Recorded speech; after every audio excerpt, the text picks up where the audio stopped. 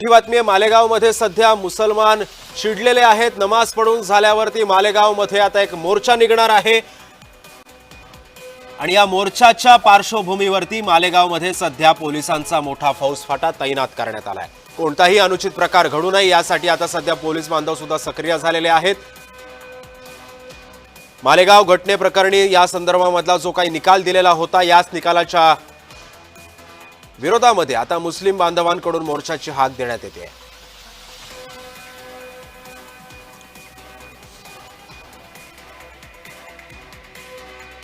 मुझे कोई किसी और फैसले की अपेक्षा नहीं थी। पता था यही होने वाला है।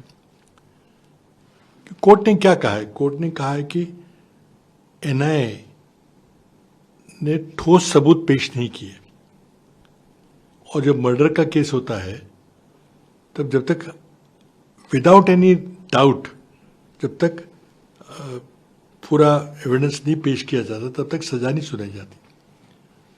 तो इसका ये मतलब नहीं कि ये बेगुनाह है। इसका मतलब ये कि एनआईए ने, जो कि अमित शाह के नेतृत्व में काम करती है 2014 से, उस एनआईए ने ठोस सबूत नहीं पेश किए। मालेगांव ब्लास्ट के बारे में प्रारंभ से ही एक प्रकार का संशय था कि जिन लोगों को गिरफ्तार किया गया है इस पूरे प्रकरण में, वो सही मामले में इस पूरे प्रकरण में शामिल थे क्या या षड्यंत्र में शामिल थे क्या। उस समय कांग्रेस की सरकार थी, याद होगा सबको, और कांग्रेस पार्टी का जो शीर्ष नेतृत्व है वो उस समय एक भगवा आतंकवाद का नैरेटिव चलाने में व्यस्त था।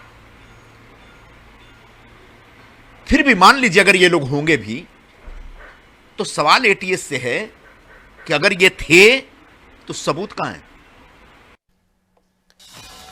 आणि त्यामुळे आपण पाहतोय की कशा पद्धतीने माळेगावमध्ये पोलिसांचा मोठा फौजफाटा जो आहे तो तैनात करण्यात आलेला आहे।